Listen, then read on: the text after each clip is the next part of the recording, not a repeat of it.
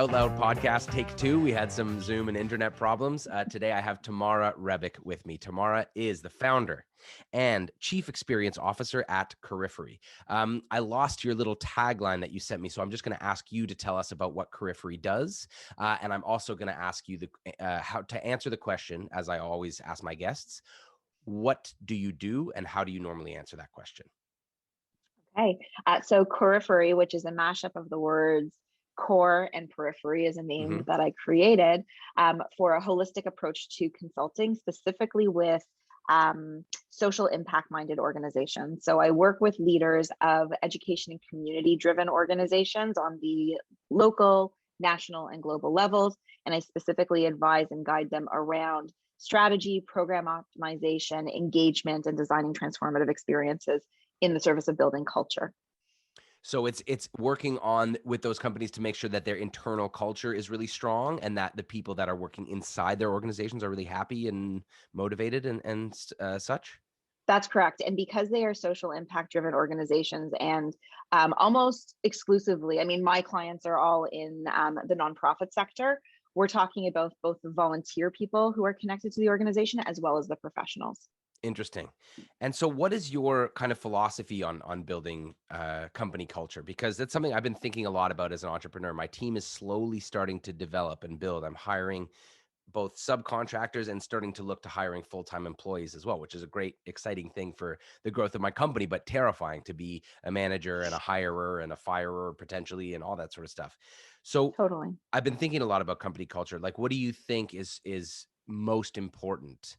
Or what are some of your top high-level priorities for that? So the boss needs to own the culture portfolio. That's the first thing. If the CEO, executive director, top executive is not actively owning and driving the strategy around culture, it cannot be successful throughout. Then there comes the question around how does one build culture? And how does one prioritize what are the various aspects that are important for the organizational or company culture? So there are core values that each company really thinks about, I'll use the terms company and organization interchangeably for our conversation. Sure. There are core values that we all identify in terms of defining who we are as a company and what we want to do and espouse to. Well, what do those core values look like in practice internally as well as externally? Right.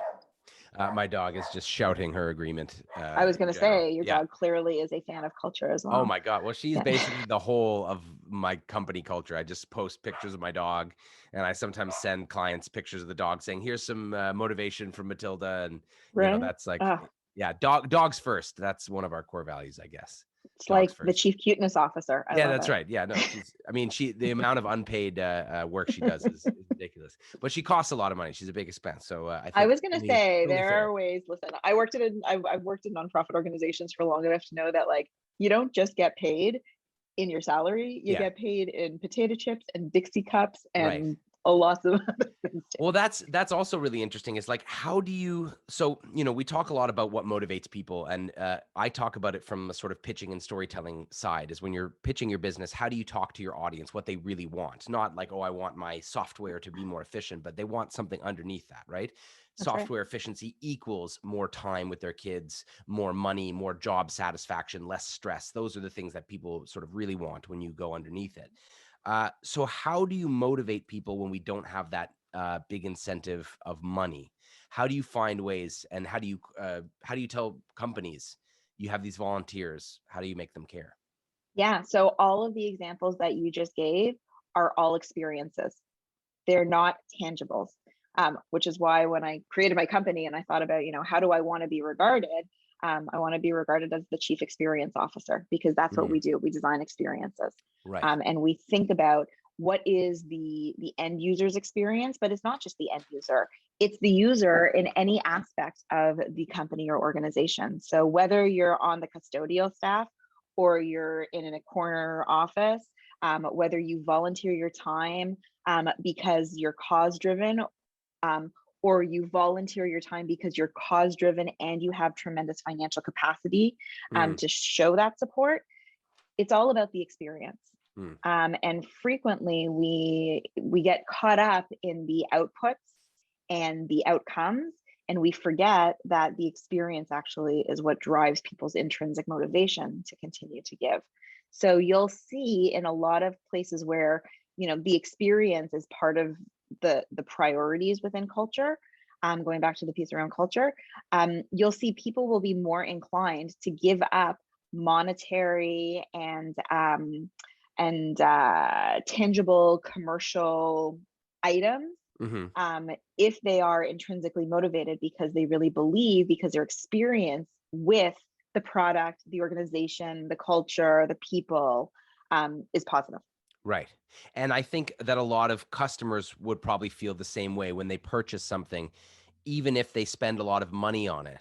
If the experience of unwrapping it or going to the store and getting it is really awesome, then they feel like they've got their money's worth, even though they're paying probably more, way more than it actually costs to deliver. And there's a high markup. They don't really care as long as their experience is good. And yeah, for especially because you mentioned you work a lot with teenagers. You work with organizations that are youth facing, have a lot of youth volunteers. Teenagers can be, and I come from an education background myself. Teenagers can either be the worst or the best, right? Like they're so awesome Totally. or So they're so beautifully. annoying. Yeah, and it's but both and Totally. both Yeah. simultaneously. So how do Yeah. you convince a teenager who all they care about really is like their social life? Because that's really what's important to you at that age, is like, how do I make friends? How do I like get the girl or the boy that I'm looking for? Or how do I, gain my status in my friend group? Or how do I, Hmm. be cooler? And how do you motivate them when that's kind of all they're thinking about? Yeah. Yeah. It's so funny. So many people, when early on in my career, where they're like, you work with teens, you work in a Yeah. high school, like, Ugh. God, you're brave, Yeah. right? Which is exactly what I said to the woman who ran the daycare when I dropped my kids off. Right. I was like, good God, that is not a scene for me at all. Yeah. It's about the relationships. It's really about building one-on-one relationships and truly understanding um, the individual youth, just for the purpose, for no gain, right? Mhm. That's the problem. Like, everyone can be pretty smart, and teens are always underestimated. Like, Yeah. they know a bait and switch when they see it. Right. And so it's like, oh, you go into class on your first day and the teacher hands out that, like, let's get to know you. Tell me what your hobbies are. Tell me what you did in the summer. Tell me what your favorite subject is. And what does that teacher do with it? Nothing. Like, Mm. great, tick. Now let's open to page 5 and we're going to start the curriculum, and this is going to be on the test, and like, Yeah. transactional, It's like a right? And boilerplate, so like icebreaker activity with no purpose or tick. integration into the That's actual. exactly Yeah. it. Right.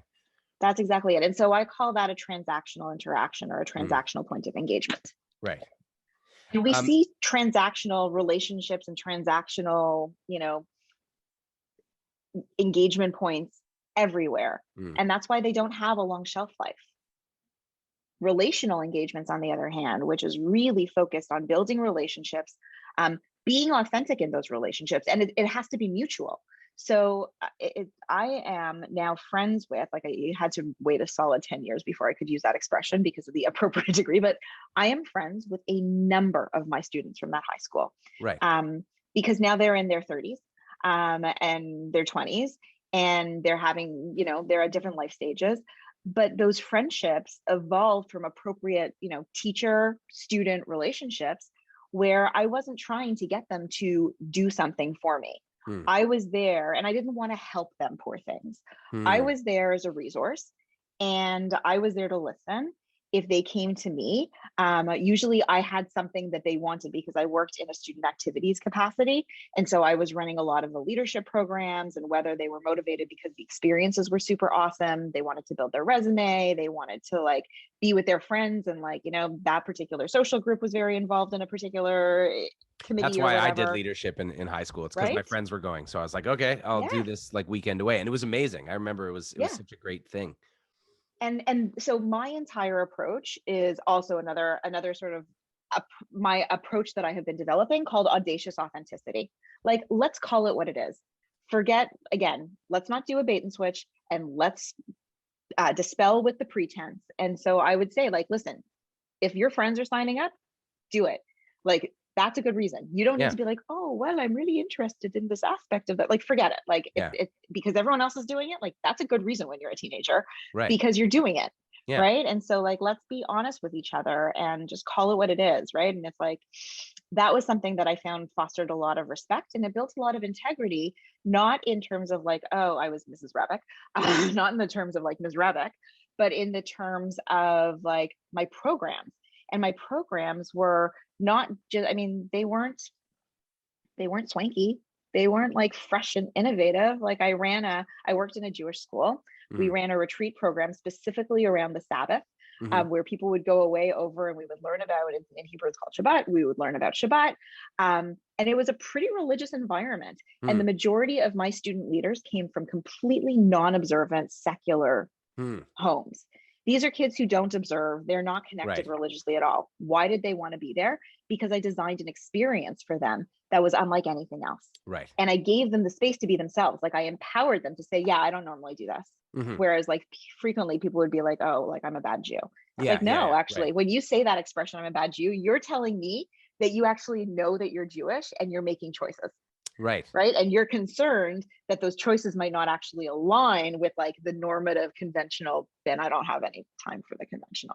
Yeah. Right. So like So, those are examples of audacious authenticity in right. terms of that.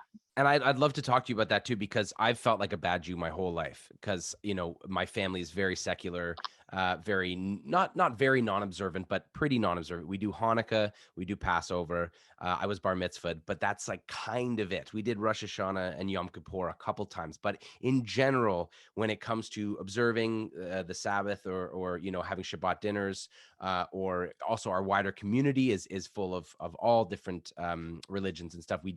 We're not as maybe insulated as some other Jewish families. And so I've constantly felt like, yeah, and I say that as a joke. I'm like, yeah, I'm a Yeah. terrible Jew. I'm a Yeah. bad Jew. But, why do you think we have that in our community, this sense of if we're not doing these and these and these things, that we're not real? Because Jewish identity is so much more than religion. Like, why do you think kids today are still saying this? I think systems are old. I think Yeah. systems are old. I think that the mainstream systems are old, and I think that they are operating in a scarcity and fears driven mindset as Hmm. opposed to being, open to risk taking Hmm. and looking to be able to thrive, but dealing with the unknown, which is very scary. Right. So a lot of the work that I do with my organizations now is I help them understand how to navigate uncertainty and risk taking through relationships. So it Mm. goes back to that relational engagement piece, because if we can trust one another, then, and trust is built through transparency and respect, then it will be okay. Because ultimately it's the people that make the organization. But a Right. lot of times people are concerned that the systems, especially education systems, right? It's this Yeah. like tension between innovation and preservation. So like, Right. what are we preserving?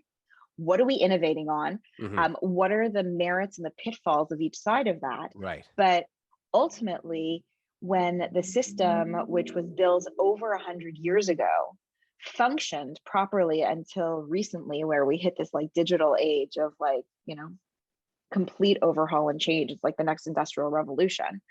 Um, the systems are outdated. And so they are those who are trying to protect the systems, the status quo, because it provides a measure of safety and familiarity and security, which are all completely legitimate. Hmm. Um, it causes a problem, and it prevents also like an an either or an and, if when kind of scenario. Right. So it's this idea that, if we throw out the old ways of doing it, let's, focusing on education for a second, we Yeah, throw out the old ways of doing things, and what do we have? We're lost. We don't have these structures to fall back on. But that's right.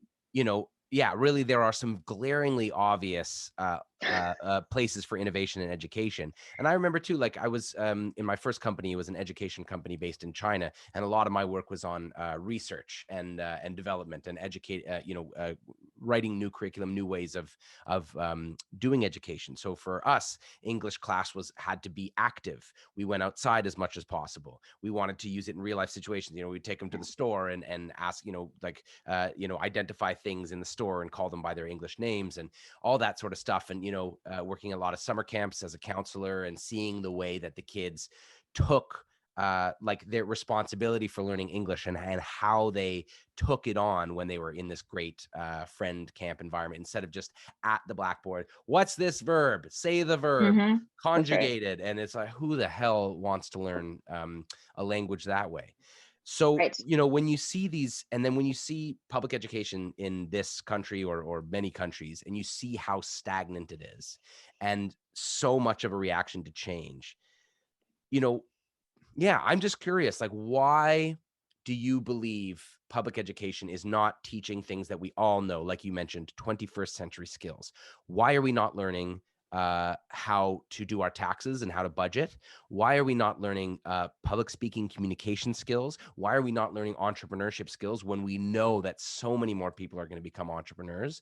Why don't we learn about more emotional intelligence skills and how to be, how to take care of our emotions and manage this stuff?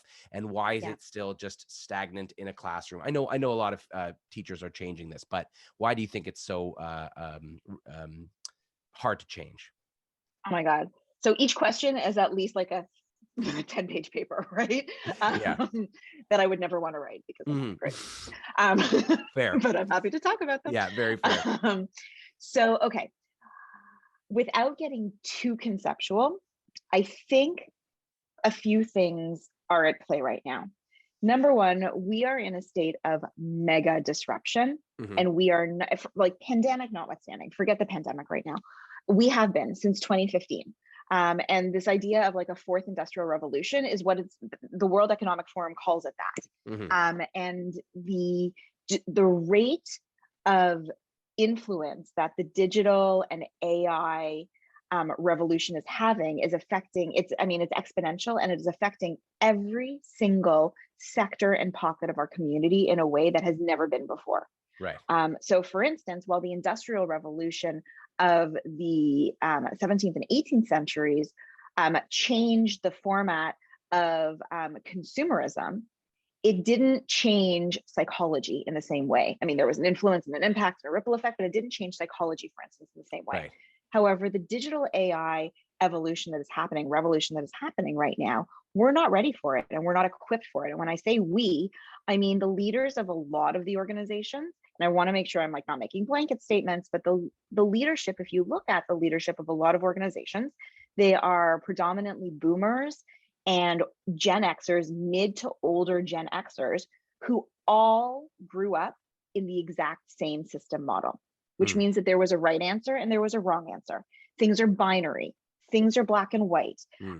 We were trained to say, like, whether it was like a standardized test model or some sort of like performative performance evaluation, there was a right way and there was a wrong way.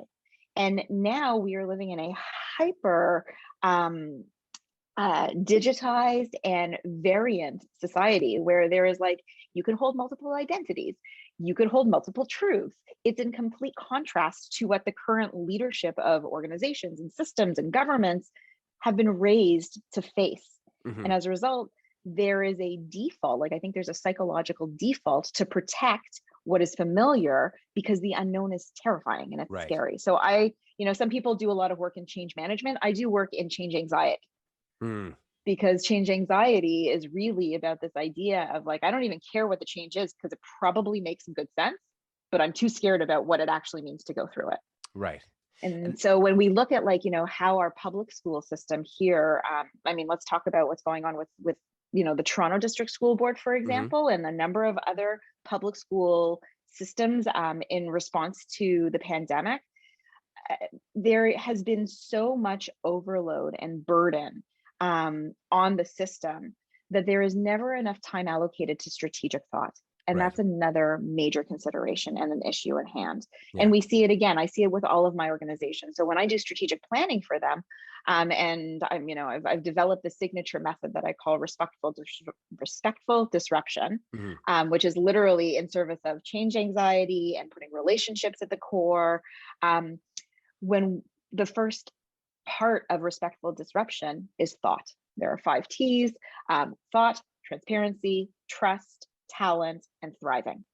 And so the first stage is thought and committing to designing and carving out consistent times to be strategic. And if Right. places like the school boards had more time to be strategic, now I don't work in the school board, so I don't know what their agendas look like per se, but what I Mhm. do know is like, what does it mean to be strategic? It doesn't mean that only those on like the umpteenth floor in the corner office have these conversations.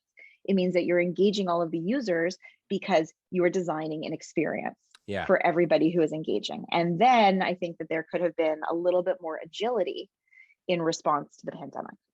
There That's a very seems long-winded answer. No, that's a great answer. And it's really, really interesting. And I really like the idea of change anxiety being a big factor in stopping some of these outdated institutions getting with the times and making sure that they understand what the digital age is bringing, how to change it, and the fact that that a lot of it is just comes from a lack of personal confidence using these tools.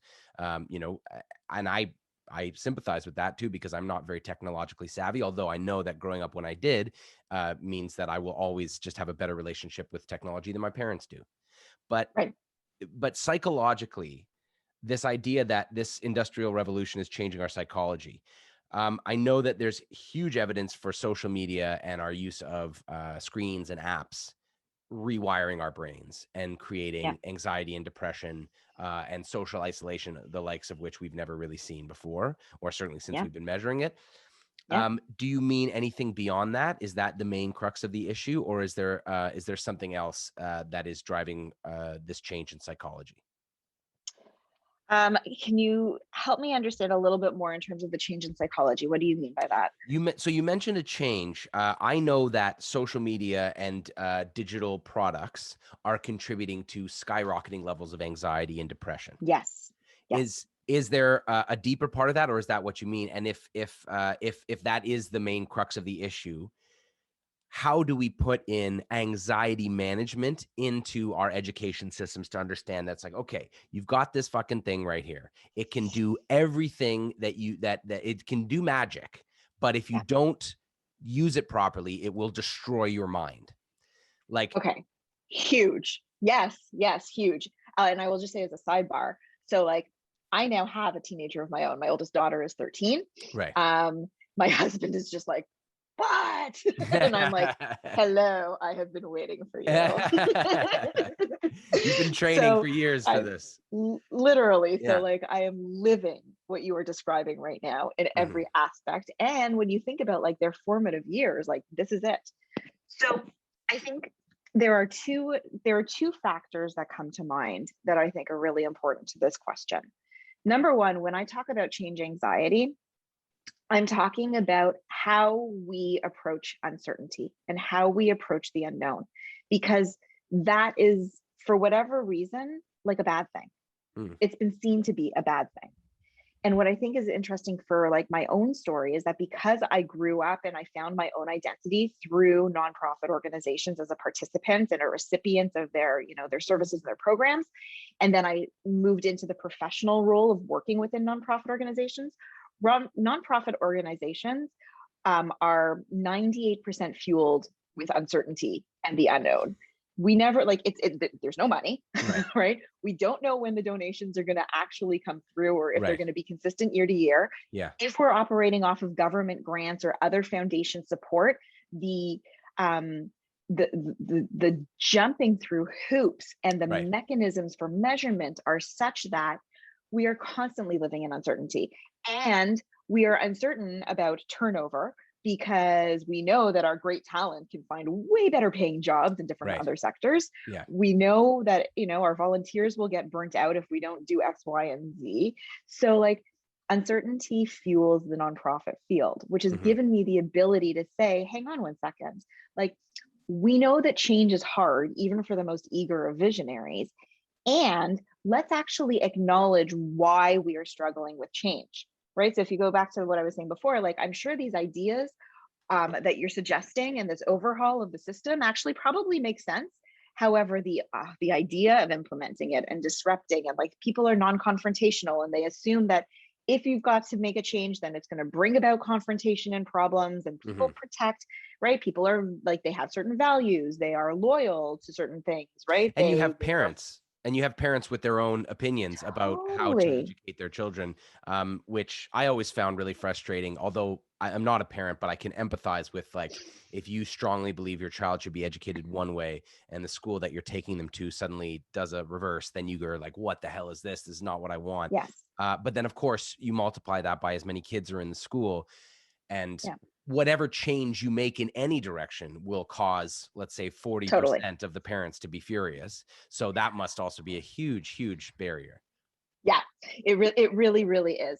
The parents, the administration, the teachers. I mean, there is also like the school system, it's described as a uniform singularity.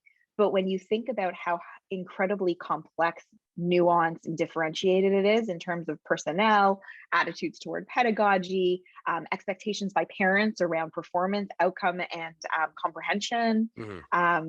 what they want their kids to make sure, like, I'm going to determine if this is a good school if my kids can do X, Y, and Z in math. Right. Or I'm going to determine if my kid is actually thriving in their grade 3 English class if they can be reading at a grade 5 level.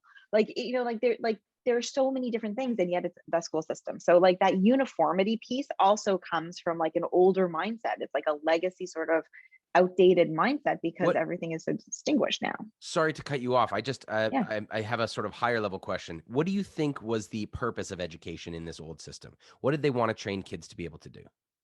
Work in factories. The Right. education system that we work in right now is completely been designed based on the previous industrial revolution. Right. You learn a skill, the bell rings, you move to the next part of the assembly line / classroom, right? Hmm. You learn one course, you learn another subject matter, right?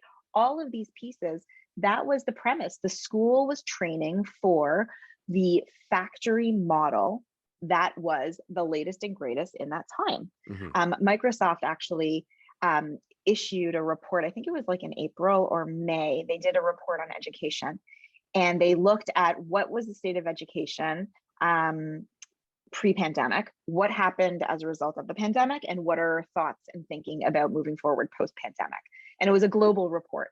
And there's no question that the first third of what they looked at was all based on the foundations of the previous industrial revolution and the factory model, which is why like progressive schools or alternative schools are specifically marketed on integrated approaches to learning, interdisciplinary subject matter, etc. Yeah. And whether or not they offer like a good product is not what I highlight. What I highlight is that they are different from the conventional Hmm. class by class, course by course.